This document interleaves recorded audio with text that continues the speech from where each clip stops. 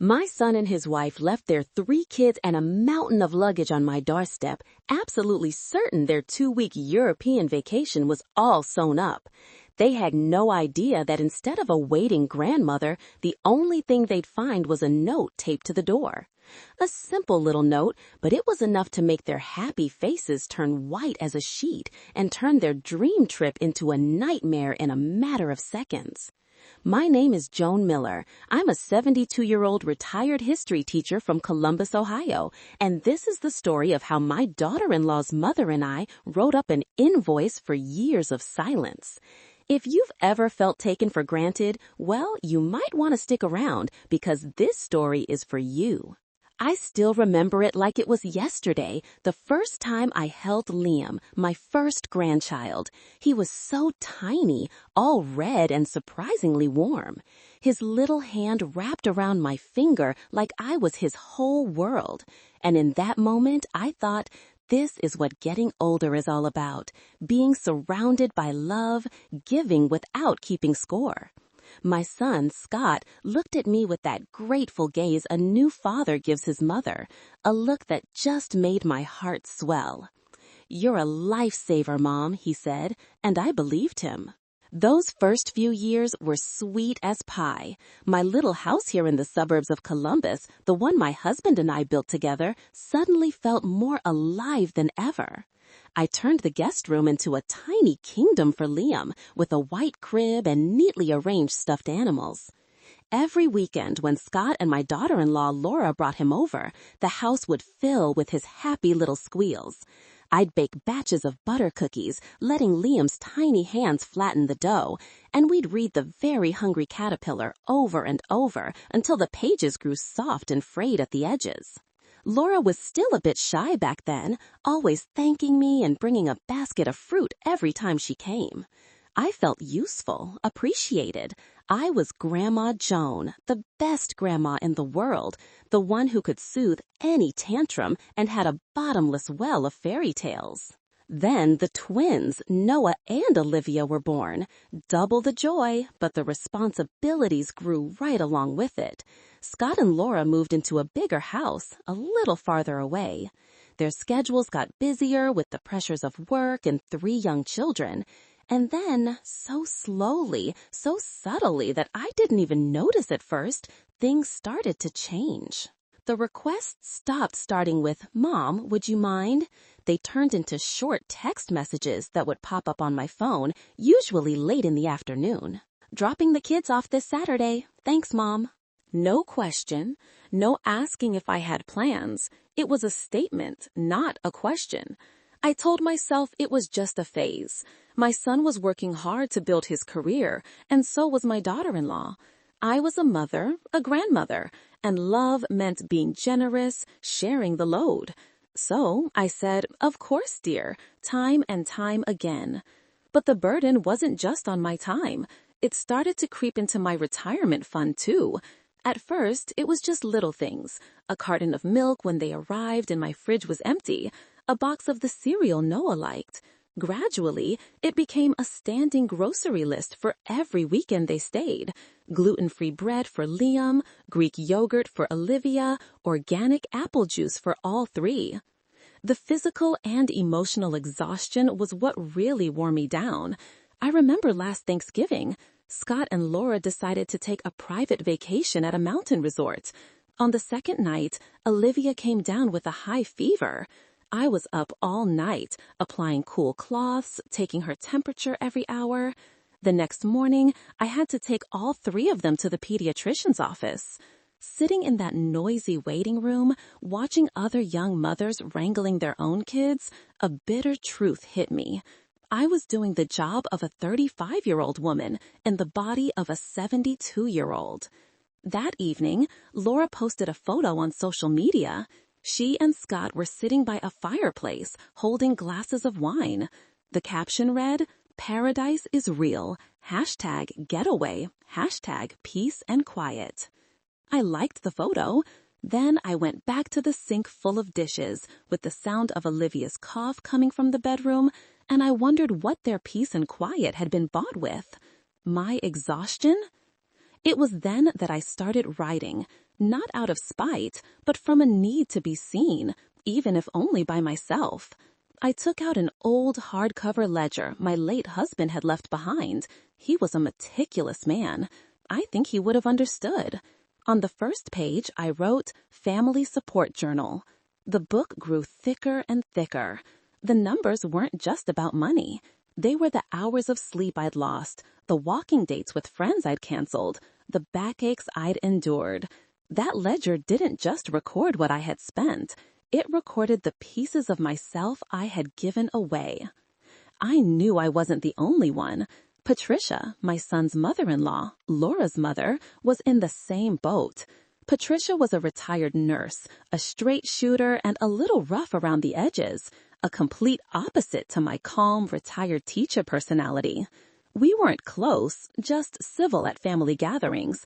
But sometimes, when Laura would call me to complain about a stressful week at work, I knew that just a few hours later, she'd be calling her own mother with another request. One afternoon, I was sitting in my garden when the phone rang. It was Laura. Her voice was chipper. "Hi, Mom Joan. How are you? Any plans this weekend?" I hesitated. I should have lied, said I had my book club, but I was too tired to invent an excuse. "Not yet, dear. What's up?" "Oh, wonderful. Could you watch the kids on Saturday then? Scott and I got tickets to a concert. I already asked my mom, but she said she has a dentist appointment." I heard the heavy sigh in my own head. Another Saturday gone. But I still said, "Of course, dear." As soon as I hung up, a thought sparked in my mind. I was curious just how busy Patricia really was. But I didn't call her. I still kept my distance.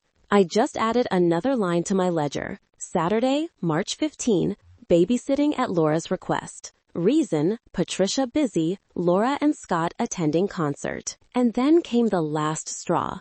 It wasn't loud or dramatic. It arrived on a beautiful Sunday afternoon when Scott and Laura came for dinner. I'd made the roast chicken Scott loves. The atmosphere was cheerful. The kids chattered about school. Laura bragged about a successful marketing campaign she'd just wrapped up. As dinner was winding down, Laura set down her fork, looking at Scott and me with a radiant smile. "Mom, we have the best news," she said, her voice brimming with excitement. "We've planned a trip to Europe, 2 weeks in Italy and France to soak up some culture after all our hard work. Isn't that amazing?" I smiled. "That's wonderful. I'm happy for you."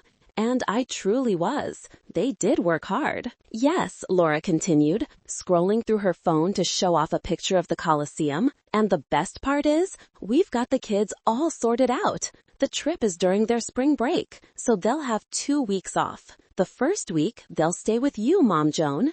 She turned to me and winked. "The second week, my mom will pick them up. It's perfect. That way, both of you get time with the grandkids without being overwhelmed." She said it with such pride, as if she just invented a genius solution for world peace. Scott nodded along, his mouth full of apple pie. Neither of them looked me in the eye to see my reaction. There was no, "Mom, would you be able to help us?" It was just an arrangement, a preset plan, where Patricia and I were 2 pawns on their chessboard. I sat there stunned. The roast chicken in my mouth suddenly tasted like cardboard. Their chatter seemed to echo from far away. The way Laura divided us, as if we were 2 rotating daycare centers, made me feel utterly disrespected. I was no longer a person with my own life, my own plans. I was a utility, and so was my son's mother-in-law. I didn't say anything. I just nodded and gave that smile I'd perfected over the years. The smile of a mother, a grandmother, who is always ready to sacrifice. But inside me, something had shattered. My silence was no longer about being supportive. It had become complicity in letting myself be treated like a doormat. And as I cleared away their half-eaten slices of apple pie that night, I knew I couldn't stay silent on my own any longer. That night, long after Scott and Laura had left, I sat in the dark living room for a long time. The to-do list Laura had left on the coffee table felt like a mockery. First week, Liam to math tutoring, Noah to karate class, Olivia has a dentist appointment. Second week, A similar schedule to be handed off to Patricia. We weren't grandmothers, we were unpaid nannies. The cold anger from the day before now had a new companion, resolve. I was not going to let this happen. The next morning, I did something I had never done before. I picked up my phone, found the number for Patricia Vance, and took a deep breath before hitting call. My heart was beating a little fast. We'd never spoken privately beyond polite small talk. What if she thought I was meddling in her daughter's business? What if she genuinely didn't mind the kids' plan? "Hello?" Patricia's voice came through, a little groggy. "Patricia, it's Joan Miller," I said, trying to keep my voice steady. "I'm sorry to call so early, but could we talk for a minute about the kids' Europe plan?" There was a short pause. I was just about to say never mind when she spoke. Her voice no longer sleepy, but sharp. "The Daily Grind Coffee Shop, 10 o'clock, my treat." The Daily Grind was a cozy little place downtown. Patricia was already at a corner table, her arms crossed. She watched me as I walked in, a direct, searching look. I felt a little shaky, but then I remembered why I was there. "Thanks for meeting me," I began, after ordering a chamomile tea. Patricia didn't beat around the bush. "Does my daughter think we're robots or something?" she said flatly, an edge of annoyance in her voice. "Just plug us in and we run." "Did she ask you, or did she just inform you like she did with me?" Her bluntness was like a breath of fresh air. I felt a wave of relief. "She just informed me," I admitted, as if we were two rest stops on the kids' journey. And then, for the first time in years, I really opened up. I told Patricia about the exhausting weekends, the sleepless nights, the canceled personal plans, and then I took a leap of faith and told her my biggest secret. "Actually," I hesitated, "I've been keeping track of everything. In a book." Patricia raised an eyebrow. "Keeping track? Of what?" Everything, I replied. The money, the time. I started it just so I wouldn't feel like I was going crazy, to know that my exhaustion was real. Patricia stared at me for a long moment. I thought she'd think I was petty, a scorekeeper, but then she let out a laugh. It wasn't a mocking laugh. It was one of admiration. "Good heavens, Joan, you're a meticulous one." I just grumbled to myself. Then she leaned forward, lowering her voice. "So, what does this little book of yours say?" As I told her about the numbers, the grand totals of money and hours, Patricia's eyes grew wide. Admiration turned into a shared sense of indignation. "That's unacceptable," she muttered. "We raised our children. We're not meant to raise their children for them." She leaned back in her chair, thinking. A shrewd, calculating glint appeared in the retired nurse's eyes. "Joan," she said, "grumbling and bookkeeping won't solve anything. What if we teach them a lesson?" "A lesson?" I asked, a little nervous. "That's right," Patricia said, a smile starting to form. "A real-world lesson. They want to go to Europe to experience some culture, right? Well, maybe we should go somewhere to recuperate. They get Italy and France, and we get, how about the Florida Keys?" The thought was both thrilling and terrifying. Just leave? Just like that? But as I looked into Patricia's determined eyes, I felt a new energy rising in me. For the first time, I wasn't alone in this. I had an ally. And so our little rebellion began. That afternoon, we sat in front of my computer, feeling like two schoolgirls plotting to skip class. Patricia, with her decisive nature, quickly found a beautiful adults-only resort in the Florida Keys. No screaming children, no schedules to follow. Just blue water, white sand, and cocktails with little umbrellas. We booked our flights and a 2-week hotel stay, departing on the exact same day Scott and Laura were set to leave for Europe. When the confirmation email popped up, we looked at each other and burst out laughing. A free, liberating laugh I hadn't had in a long, long time. We didn't bother concocting a cover story. Our plan was much simpler. On that fateful morning, the day I was supposed to start my first shift, I woke up early. Patricia had driven over to my house before dawn. We packed our bags together, a mix of nervous energy and mischievous glee on our faces. After a final check, I took a sticky note, wrote a few short lines, and stuck it right in the middle of my front door. Away on unexpected family business. Unavailable from the 10th to the 24th. Please make other arrangements. Then we got into Patricia's car. As the car pulled out of my familiar driveway, I looked back at my house in the rearview mirror. I felt a pang of guilt, but it was drowned out by a much bigger feeling of excitement and release. We were driving toward the sunrise, toward our own freedom. Just as we predicted, the drama began around 9 a.m. Scott and Laura's SUV, packed to the gills with luggage, pulled up to my curb. I wasn't there to see it, but I could picture it perfectly. Their cheerful faces as they led the 3 kids from the car, ready to hand them over with their mountain of bags and list of instructions. Then the confusion as they rang the doorbell over and over with no answer. The annoyance at discovering the note. And then the dawning of real panic. Laura frantically calling my phone again and again, only to be met by the flat voice of my voicemail. What unexpected business! She didn't say anything, I'm sure she screamed. Scott, in his own panic, would have piled the kids back in the car and sped over to Grandma Patricia's, hoping to find a temporary solution. But there, they would have been met with another locked door and a note with the exact same message.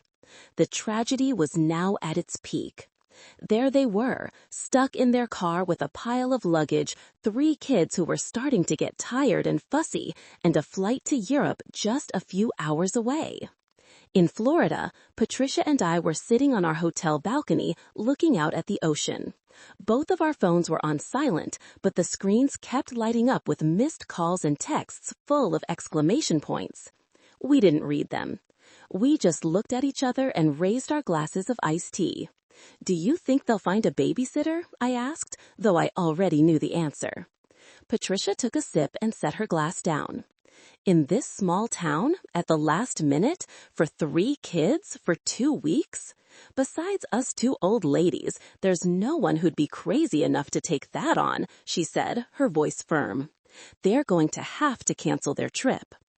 And in that moment, I knew there was no going back. My ledger had recorded the past, but our actions today were going to reshape the future. Those 2 weeks in the Florida Keys passed like a dream. For the first time in years, I slept through the night without listening for a cough or a whimper. I read 2 entire novels, walked along the beach every morning, and had deep conversations with Patricia I never thought we'd have. We weren't just mothers-in-law. We'd become friends, partners in a quiet revolution. We barely mentioned the family back home. We gave ourselves permission to be selfish, to enjoy the peace that had cost us so many years of sacrifice. Of course, we knew a storm was waiting for us back home. The fury of Scott and Laura was clear from the dozens of voicemails we deliberately ignored. But the truth came out not from them, but from a more unexpected source. A few days into our disappearance, Laura found out the truth. A mutual family friend, a gossipy woman named Diane, happened to be at the same resort. She snapped a picture of the 2 of us beaming by the pool and posted it on Instagram with the caption, "What a surprise to run into this fun pair of mothers-in-law in the Florida Keys. Hope you 2 are having a wonderful vacation." Patricia showed me the post.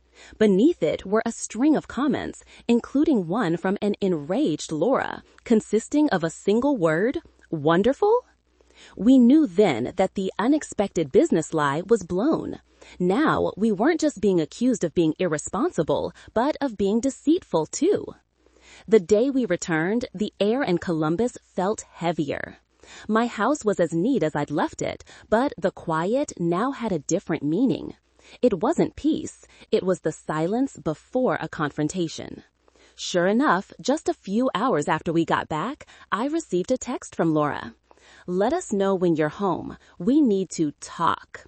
The word talk was in all caps. It wasn't hard to imagine her tone. Patricia came to my house before the appointed time. She brought a file folder with her, looking very official. Inside was the family support agreement we had drafted together during our Florida days. I, in turn, prepared my evidence, the hardcover ledger and a thick file of receipts. We sat side by side on the sofa, calm and united, like two lawyers about to enter a major trial. Scott and Laura arrived on time. They didn't bring the children. Their faces were stormy. They sat down in the armchair opposite us, keeping a distance as if we were the enemy. Scott started, his voice thick with accusation. His usual meekness gone, replaced by the anger of a man who'd had something he considered his taken away. "Do you have any idea what you've done? We had to cancel our trip, a trip we'd been planning for a year, all because of your irresponsible little stunt." Laura jumped in immediately, her voice sharp as a razor. "And you lied. Unexpected business? Was your unexpected business sipping margaritas in Florida? You made us look like fools in front of our friends." I took a deep breath. Patricia placed a reassuring hand on mine. I didn't argue. I quietly leaned forward, picked up the thick file, and placed it on the coffee table between us. The solid thud of the paper hitting the wood echoed in the room. "This," I said, my voice surprisingly calm, "is 3 years of irresponsibility." Patricia followed up, her eyes locked on her daughter. "But it was your irresponsibility." Laura snatched up the file first, her brow furrowed in confusion. She flipped open the first page. "What is this, Mom? An invoice?" She let out a short, harsh laugh, but it died in her throat as she turned to the second page, and then the third. I could see her expression shift from surprise to disbelief and finally to a sputtering rage. Her eyes scanned the numbers, the notes. Scott leaned in to look, and the color drained from his face. Laura slammed the file down on the table. "I cannot believe this," she seethed, her voice rising. "Why would you do this? To keep score? They're your grandchildren. What's wrong with you watching them? Isn't that what grandmothers do?"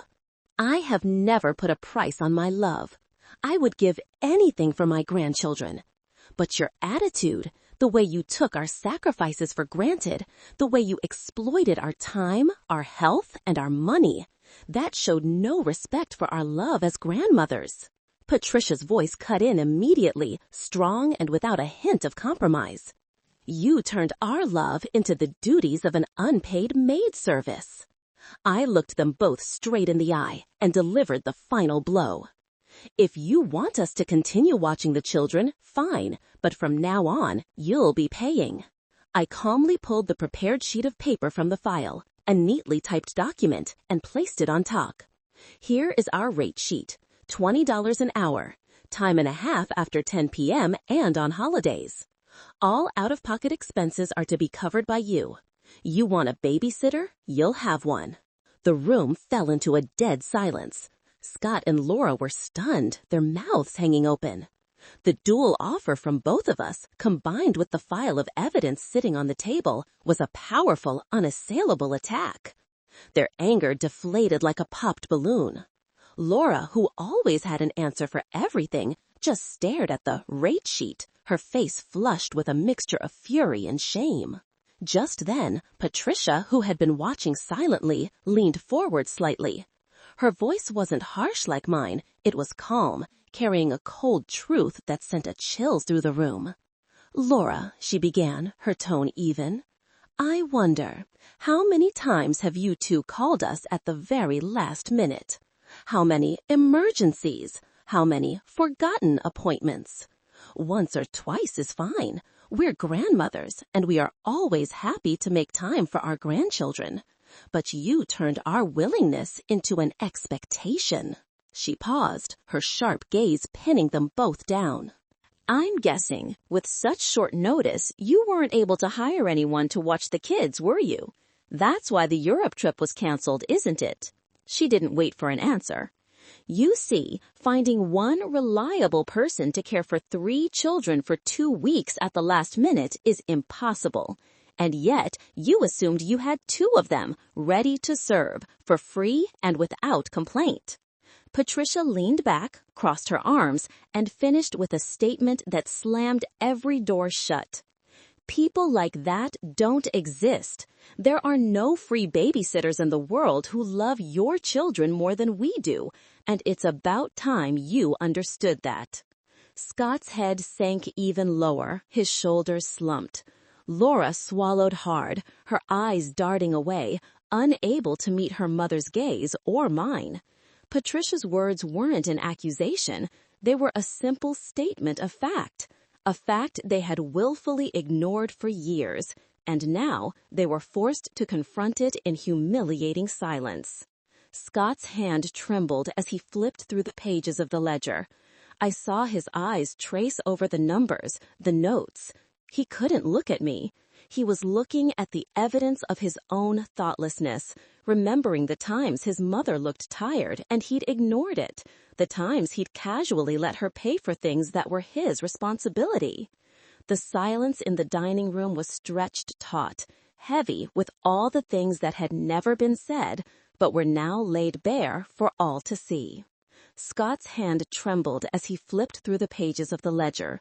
I saw his eyes trace over the numbers, the notes. He couldn't look at me. He was looking at the evidence of his own thoughtlessness, remembering the times his mother looked tired and he'd ignored it, the times he'd casually let her pay for things that were his responsibility. The silence in the dining room was stretched taut, heavy with all the things that had never been said, but were now laid bare for all to see. Finally, without another word, they stood up and left. There was no apology, but there were no more accusations either. The next few weeks were awkward, but slowly things began to change. One afternoon, Scott called me. "Mom, are you free this Sunday? We'd like to bring the kids over to visit for a little while." The word visit was emphasized, not drop off. When they came, Laura brought a homemade apple pie. Scott took the kids out to the garden to play so that Patricia, who was also there, and I could sit and rest. They didn't stay long, but it was a real visit. We never collected a dime from that rate sheet, and we never intended to. What we needed, we had already gotten back. Our relationship had changed.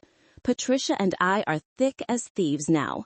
We signed up for a pottery class together and are planning our next trip to the English countryside. We still watch the grandkids sometimes, but it's on our terms, on our schedule. I still keep that old ledger. I flip through it now and then. It's no longer an indictment of their thoughtlessness, but a reminder that silence has a price, and that sometimes you have to send a very expensive bill to make people realize the value of things they've always taken for free. Sometimes, to rebuild a bridge, you have to burn it down first. And from those ashes, we found a new way to connect with our children, one built on mutual understanding, not one-sided sacrifice.